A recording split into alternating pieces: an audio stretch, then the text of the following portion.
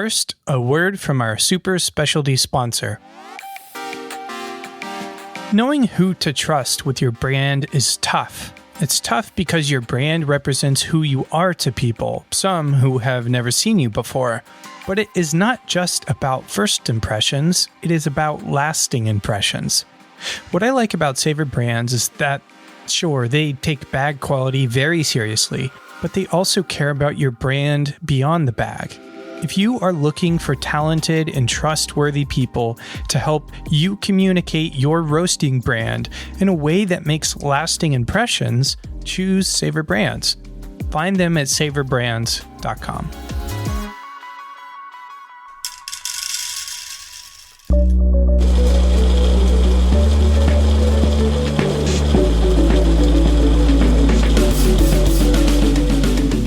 So far, we have talked about the coffee producer and the exporter, but what about getting that incredible green coffee into a consuming country? There's a ton of overlap between exporters and importers. I must have taken for granted how difficult it is to get something all the way from, say, East Africa to my coffee grinder, close to 9,000 miles or 15,000 kilometers. All I do is I hit order on a screen and roasted coffee, ding, shows up at my door. Nobody rings the doorbell anymore, I guess. If you feel disconnected from the process, join me and get connected as we talk to Timothy Hill of Atlantic Specialty Coffee about his role as a coffee importer. You're listening to the Coffee Podcast. I'm Jesse Hartman, and this is the story of specialty coffee importer. We're at Expo. What are your intentions at Expo this year? Oh, intentions at Expo. To be honest, I try to keep Expo fairly loose. I know it's a good time to catch up with everyone, but I would say that the focus of me at Expo for the most part has primarily been producer partners in particular, because you have people coming from all over the world. I have greater access to the roasters I work with in country. It's easier to see, easier to talk to regularly. So it's a really good time for, getting a lot of producer partners that didn't get the chance to visit this past year to, put in FaceTime, talk through how the season's gone. Very nice. So you are seeing producers here, West Africa is your specialty, or did I get that right? East Africa. I think I've probably had 10, 15 conversations about Ethiopian coffee, from exporters, producers already, over Expo. I plan to continue to have those over the next few days. I don't think we talked about your start in coffee on the previous podcast. All right. I don't even know. So let's go into it a little bit. The story sounds like it goes something like this. You were working in a bakery where there was microwaves. Pretty much. I worked at a really terrible bakery inside a crappy commercial grocery store. Okay. And I hated that. What was the city? What city was that? Chicago. Oh, Here. Chicago. Yeah. You're from Chicago. I'm from here. Okay. This is my mom is coming to Expo today, so Wow. I get to hang out with my mom. Her first Expo Expo ever. Oh my gosh. My wife is here, so it's amazing. Fun. So it's good homecoming for me. Okay. And it reminds me of this terrible job that I had that got me kind of into coffee because I hated so much I had to leave it. So story goes, now our research is really good, Ryan. He told me that your wife had friends who were into coffee and they kind of got you into it. What was that like? Yeah, so what was the mind-blowing moment? My wife got me into coffee and beer. So I never drank coffee before meeting her. And so, hang out with her friends and stuff who worked at cafes around the city. And I was coffee's kind of cool. I like hanging out, drinking coffee in the morning. So she gets all the credit for bringing me into coffee. And then it was Starbucks? After that, my sister-in-law, who lived here, helped me get a job at a Starbucks right here in Roscoe Village. Yeah, we have that in common. So we have the Starbucks background. There's something about you competing at Starbucks? Not true. So I didn't. But my manager, talked. This was 2003. Okay. So he was doing local barista competitions as a Starbucks manager. Oh, that's so in cool. 2003. That's pretty fun. And so I feel I got a definitely different look into coffee. That's not the experience I had. Yeah, it's probably not the normal Starbucks manager experience. He was super into coffee. Would have me taste coffee and was actually legit a good coffee person. That's interesting because that's 2003 and 2013 is when I was at Starbucks. It sounds like a totally different world where I was like, can I please pour latte? My manager's like, I hate you. Just make the coffee. Okay. And then was counterculture, you got kind of poached or something like this? Or Yeah, so I moved, actually, oddly enough, I moved from Starbucks in Chicago and we moved to North Carolina. Okay. And so I just started working at Starbucks there when I first moved. And then I randomly met someone at a art show, like hanging up art, and this guy's like, "Oh, I work in counterculture. You're in coffee. Like, come by for a coffee tasting." And so I kind of went to this thing, and I didn't know they were actually looking for people. And I think that the guy told his boss that he's like, "Oh, this guy's coming in, works in coffee. You should hire him." So I was like kind of going in for like an interviewee kind of thing, but I had no idea. Ended up just, really being super fascinated with coffee roasting. I'd never seen coffee roasting So it was before. a cupping that you attended, Yeah. and what year is this? Oh man, this is 2004, like 2003, 2004. Yeah. So right after Starbucks, Counterculture was how old? Do you know? I don't know. So they started in 95. 95. Yeah. That day, was there anything at Counterculture that like was night and day for you, or like a moment where you're like coffee is different than I thought, because you kind of already had that moment once. It was just that you could see like the progression. So it was like, I kind of learned of coffee flavors from this guy, like it's a very random guy at Starbucks that was into coffee. Right. But then it was like, oh wow, like he's into coffee. These people are really into coffee. We're tasting like natural Ethiopias that were blowing my mind. Right. At Counterculture, I was like, oh wow, this is really fascinating.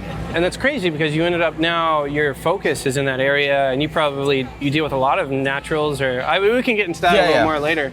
So you did bagging? I started bagging coffee. Okay, bagging, you did roasting. So I went from bagging to like being the main blending person, and then I was delivering coffee to like cafes all over the city. So then very did hands-on. roasting, quality control, purchasing. Then eventually ended up leading as a director of coffee the last. Which of those did you enjoy the most, would you say? Oh man, it's a good question in the context of. I was thinking about this the other day, and I was like, oh, it's kind of like. Someone told me about the phases of like having a kid. It's like there's no like bad time or good, like time that's better than another. I'm going to argue with you on that one. It's all different. Yeah, It's like the way that it goes, it's all different. So I there are definitely moments where I'm like, oh man, I really miss waking up at like 4:30 in the morning, having like all this time to myself. Dialing in. Dialing the roaster, heating it up, drinking coffee. Like there's definitely moments where I'm like, oh man, I miss that. And then 99% of the time I'm like, I don't like waking up before work. Right, but at least there's coffee. So that's the benefit in coffee, right? So I want to talk a little bit about what you do now. So that transition, really the focus here is talking about coffee trading. The grand context is, we're standing in front of this Metric brewing station.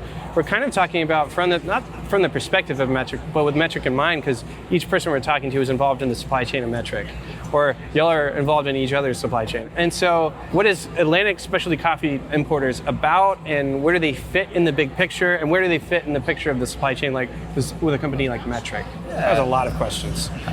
Yeah. So we're an importing company, and I think where we fit is, maybe we're similar or different than other importers. My goal as a coffee supply chain kind of like manager, developer, importer of coffee, I'm trying to find the right people for long-term business partnerships. Like, we talk about direct trade and all these things, and someone asked me, this is maybe like 10 years ago, like, what's the number one thing you would do to like have better direct trade relationships with, suppliers and roasters? And, what I told him was better quality control. And that was an answer that he's kind of like, that's an odd answer. Why would you say that? I'm like, because at the end of the day, when you're looking at all the facets of a supply chain, and you're looking at from the producer side to the roaster side, most of the challenge comes in when there's like a quality problem on a product. Yeah. And so from the Atlantic side, it's like, how do I find the right people, the right size, right mentality, right products, and how do I help them go through this process of getting it from Ethiopia to Chicago and having the expectations match on all sides?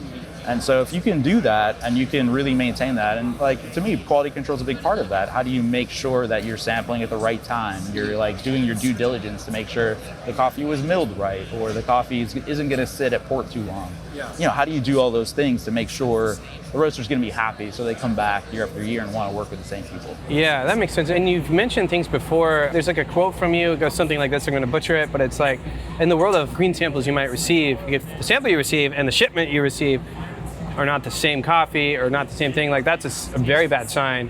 What was the context for saying that? Like what is the idea there? I mean, it doesn't happen, I would say, a lot, but that's the biggest challenge for coffee. It's an agricultural product. Sometimes it's months at sea. You're trying to process it, dry it, make sure it's perfect for the customer, and then, you're getting it here. And, there are times when the customer expectations aren't met. And so the way that I think about it is it's kind of just managing risk and like, how many things can I do to help make sure that there's not a negative impact on the producer, the roaster, they have their coffee on time, they can use it, their customers are happy. Yeah. Everything I can do in that middle is basically that's where I'm most passionate about that. So you're kind of like the middle child of the transfer of ownership. I mean, importers often get, called like the middleman in the supply chain. When you're talking about direct relationships, you do not think of an importer as being like, oh, they're an important part of that. It's like, and in most cases, I would say, yeah, like I don't want to be the focus of that. I'd rather be the person in the background making sure I'm checking all those pieces to make sure that those parties can continue to do business and have a successful business partnership in terms of creating coffee that their customers love. Okay. I have a question I'm trying to connect the players in the supply chain. It gets hard because the deeper you go, the more hands you realize are involved, but just to be kind of high level, for the producer side, do you deal mostly with producers or would you say exporters? I probably deal with equal numbers. I am equally WhatsApping on a 5 a.m. or 12 p.m. midnight with Ethiopia, Kenya producers and exporters. Making sure that shipments are happening, that we're getting samples from the export side. Okay. And then I think something I pride myself on is I still work directly with like a lot of people that are actually farming, processing, making coffee, and like I've had to. I really want to make sure that I stay attached to that world as well. It's like pretty passionate about that. So I guess my question to you, so I try to connect ideas and value and stuff like that in my mind, is split it into producer and exporter, just so we can kind of talk about both. If you had a dream producer and the way that they worked with you, what would you expect from them? And the second side of that is, what are some things that really discourage you in trying to work directly with producers? Oh, wow. It's like a two-parter. Yeah, I mean, the dream producer is just someone that I think it's the dream for everyone in every industry, every part of coffee is, myself too. It's like just a hunger to want to learn and like improve and get better. I think when you come at it at a level where you think you know everything or like you have this like big idea of what coffee is and you're already kind of a rock in that, it's hard to make changes, and coffee changes all the time. So I think the people I try to engage with the most are people that are the most receptive to like, how do we grow together? How do we change? How do we like adapt to what producers want to create and what their customers want to buy? So that's my dream, just, people that are very flexible and nimble, also chill. I like working with chill, cool people. And then I try to travel through the industry in a way that I'm not like burning bridges behind me, and like, people have had positive experiences working with me, interacting with me, talking to me about coffee. And so I'd like to think that most of the people I talk to, I do consider friends in the industry. I have tons of coffee friends.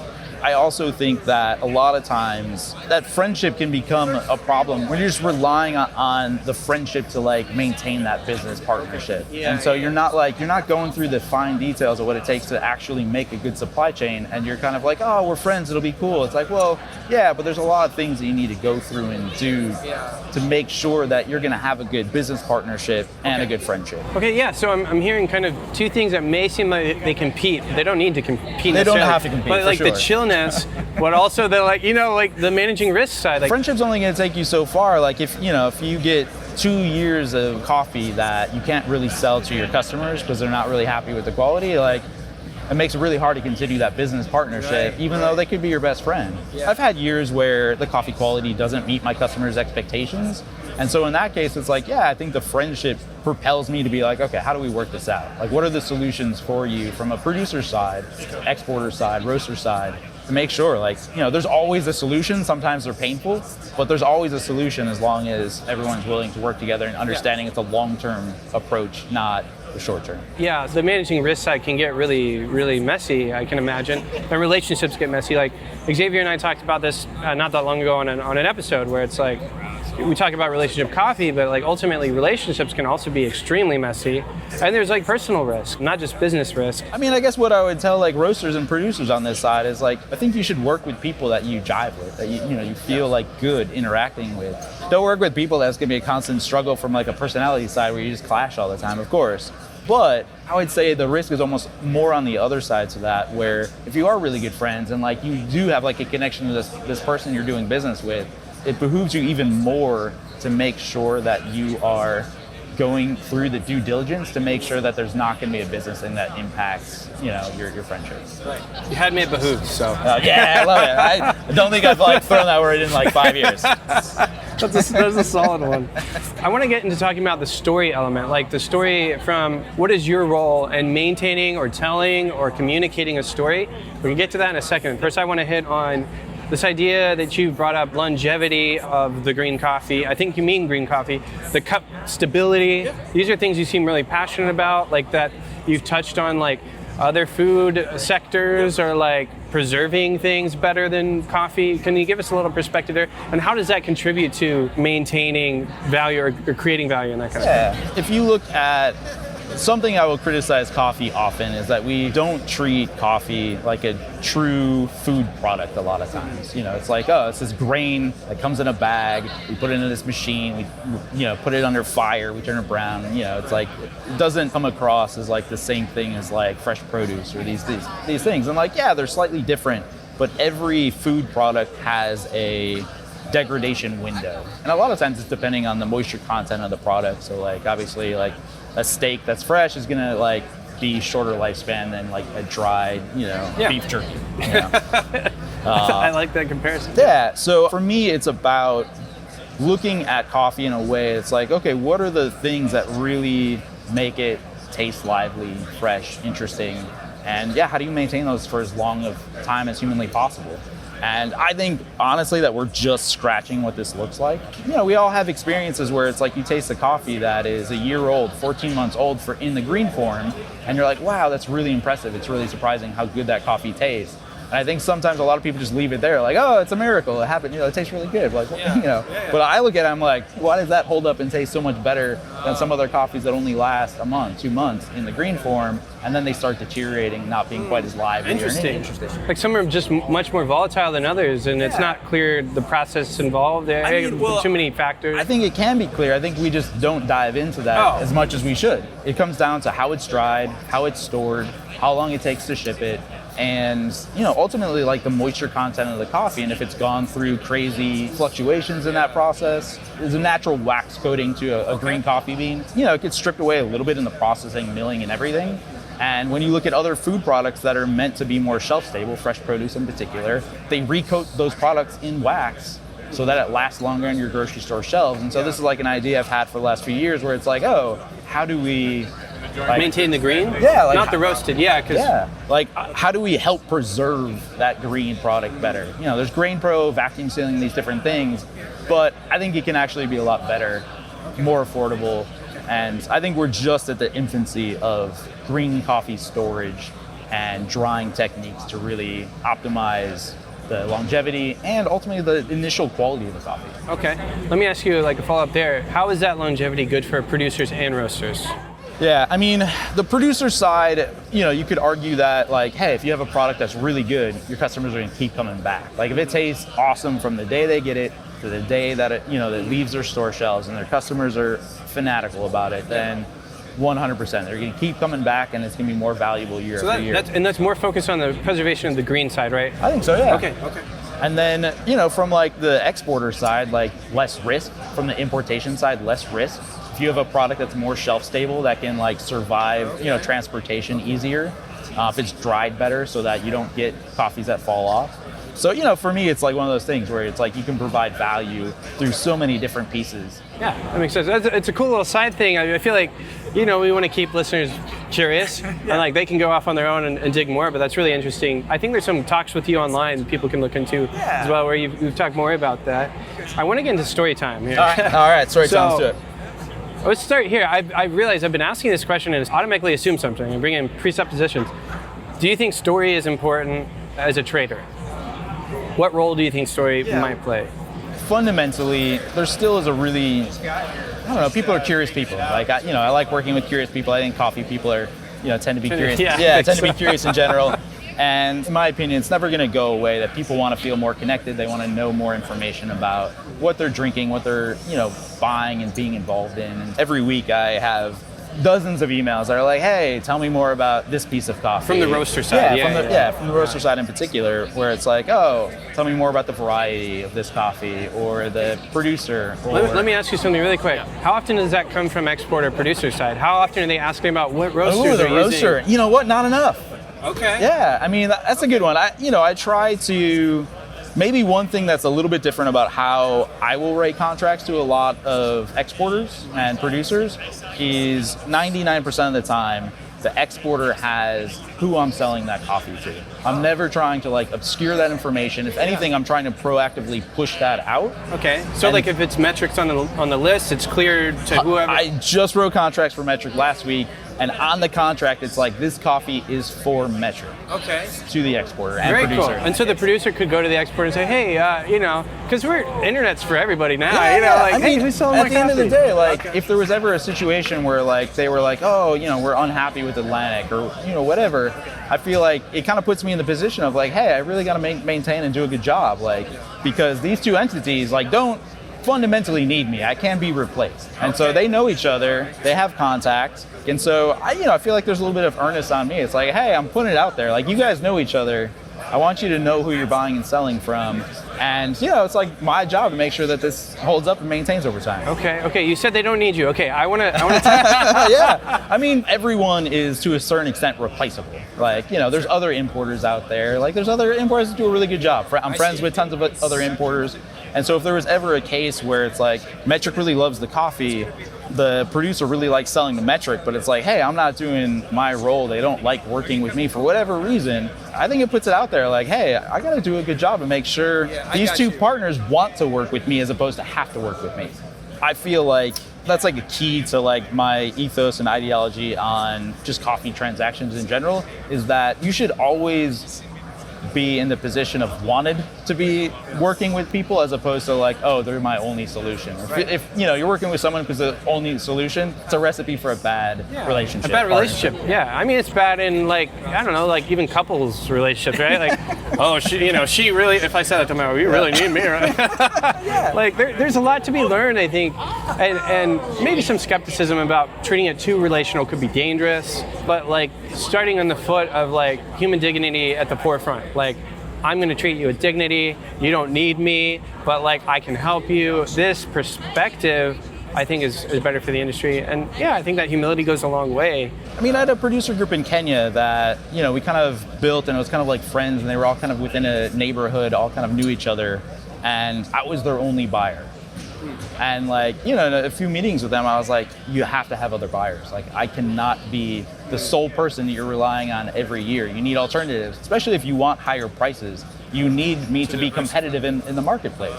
It's otherwise I can just pay you whatever, I want to the lowest point. It's I hopefully wouldn't do that.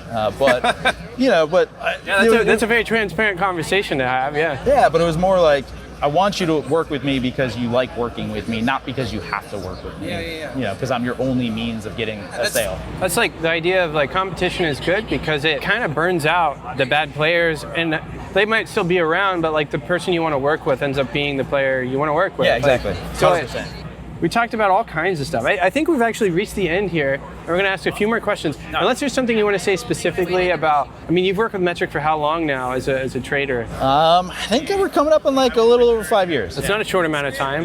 They must like you. Well, I hope so. I hope that they're working with me because they want to work with me and not because they have to work with me. Okay. But yeah. You've been in all kinds of parts of kind of the retail side as a trader. Was there any big moment for you of where you're your first Ethiopian Natural, where you're what is coffee? Did anything like that open your eyes again? There's been moments where I think going that somewhat extra step and being somewhat persistent has been, I don't know, that's the thing that is bouncing around my head right now. And I'll take it back to Kenya on this one, is for years I would go to all these washing stations. I'd meet with all these people. And Kenya is unique in the coffee producing world in that everyone speaks English. English speaking country in a lot of the context of coffee. And I'd always hand out my business card, I'd hand out my email, I'd say, please contact me, I'd love to learn more. And I want to say, man, 4 or 5 years, zero emails back. And I was really surprised by that. I was really and it kept bringing back, like I couldn't understand it. Like, I was using Google Translate in like Ethiopia or, these other places I did not speak the language, and I was still communicating with people. And this, the one country that I traveled to that I didn't have any, relationships past like the exportation. But I was still persistent with it. I would keep doing it every year. So I think on my 5th trip, I tasted a coffee that wasn't very good. I went to the farm. And so I met this guy that was like really passionate about coffee. He's kind of a unique guy. And I was like, oh, hey, like, here's my card, like reach out, talk coffee. And like a day later, email from him and like just, lots of amazing questions, really interesting, really passionate. And, me and him are like very good friends to this day. Nice. And, he's building a business and company from like a very small estate in Kenya. And has been definitely one of the most inspiring kind of stories I have in coffee. And nice. So like, persistence, like this idea you have, like it's making sure you follow through and keep with it. Nice, I love that. Okay, I have some closing questions. Let's talk about what you're working on, some be personal or with work, and how can our listeners from all over the world be a part of that? Oh, okay. Things I'm working on. I mean, some of it goes back to preservation and like, okay. Wanting to work with producers on like running small trials, like how do we make this coffee better? Okay. One thing I will say is what I've experienced time and time again, having this relationship with producers, like there is this risk in asking for something that, isn't successful and like fails, and like there's this coffee, you're asking, make it natural for me in a place that's never made it natural before. And I would say there's risk with that, and I think be smart with it. So like in most places, I'm like, make me a kilo, like, make me a very small sample size. It's kind of where I like to start and then scale it from there. Like in Uganda, we started with a kilo, did 5 bags, 10 bags, 20 bags, 100 bags, containers. Just changing the processing style of that coffee? Yeah, okay. So before they were never doing really high-end specialty naturals. It was all like specialty wash at the site. And it's like that's how we got started on naturals. It took 5 years to really like build volume behind it, but it was methodical and smart, and I think strategic for the producer. Yeah, that's really cool. That's really cool. So I think a lot of times we think of like these things as having to be, oh, I gotta like buy 10 bags of this experimental coffee, and like, it's like a couple $1,000 risk right there. And like, who's taking that risk? Is it you or the producer? It's like, start small. And I think a lot of times roasters will also say, oh, I don't want to burden, like they're smart. They have at least the idea like, hey, I don't want to impose risk on a producer, but then they don't say things to the producer that could help them out. Like they're not sharing that information. Because they have market information that the producer doesn't have. And also tasting notes are not in the producer. Like I heard somebody talk about blueberries the other day, and I was like, I don't know what a blueberry tastes like. Yeah, exactly. kind of so so it's got to be a balance of both. Like you have to share the information, and without any risk, you're going to kind of be stagnant. Sharing risk, being smart about risk, I think is a good thing. So I continue to say, if you have these ideas of making coffees that you think are really interesting for you as a roaster and your customers, and you have a producer that you really want to work with, like you should do it, but be smart about risk, what that looks like. And then I also think like if there are things you care about in coffee that I always hear like, oh, I wish this coffee still tasted like it did back in the 80s or 90s or whatever. Kenya, going back to Kenya again, it's like, people are like, oh, I have this dream of an SL28 double fermented, coffee. And it's like, well, I can tell you those coffees still exist, but there's not really an incentive for those producers to make that coffee. Yeah. So like, if you want that coffee to exist, you probably gotta start doing some tests and like, what does it take to get that back to the coffee that you are dreaming about and talking about from 20 years ago? I'm seeing that trader relationship in a different light after we've talked now, because I used to just think it was like producer has coffee or exporter, trader sees coffee, tastes coffee, goes, okay, hey, roaster, buy this. But it sounds like you're a lot more involved than that. Yeah, for sure. It's like, I have roasters that are pre-financing farmers for crops in the future that are very catered to like very specific things. And, it goes back to that idea. Like if you want specific things in coffee that don't exist, you got to create them. Like you just can't magically think that, like, oh, it's going to happen. Like, Yeah, sure. Let's have some closing questions. You can choose from 3. I can only remember 2 off the top of my head. The first one is, if listeners walk away, they forget everything we talked about, but they only remember one thing, what do you want that to be? Oh, man. You don't have to choose that one. We yeah. can do a different one. Be persistent. Don't get super distracted. I think, like ADHD world that I think we all live in these days. Like, I think distractions are kind of like problem ilk. But, for me, if you have a goal, something you want to keep working on, like you have something, like, don't lose sight of it. Just be persistent on it. There have been projects that have taken me 10 years, easy. Like, I've been in coffee now a little over 20 years. And like, there's been certain ones of those that have taken like 10 years. Wow. Yeah. Okay. My next question is, have you unlearned anything recently? And the idea of unlearning is you held a belief and you had to change your mind and that impacted your life. So not like you changed toothpaste. There's all sorts of stuff that I have unlearned. Like recently, no. I mean, my favorite unlearned thing was when I first got into coffee, I was told by someone that like Ethiopian naturals taste like blueberries because they were planted next to blueberries. Like that's by far, that will always go down as the number one thing that I'm like, oh, like when I learned that it's like actually like processing and not that's hilarious. That was definitely like, oh. Like, I want to see a T-shirt with like designed with blueberries planted next to it. There's been a few people that really inspired me. George Howell's a person that like I always try to keep in my mind, in that he's very opinionated on coffee. This guy everyone knows he's got very good opinions, but he's also, he's been in the industry so long. And the more I talk to him, he's very adaptable. He's always willing to change his mind given the evidence. And to me, I take inspiration from that and want to live that mentality of like, oh, like I have strong opinions on a lot of things, but like I'm always receptive to like changing those opinions. So like I haven't had to like unlearn something because I'm always receptive that I don't know anything. I like it. Well, thank you for joining us. Thank you so much. Yeah.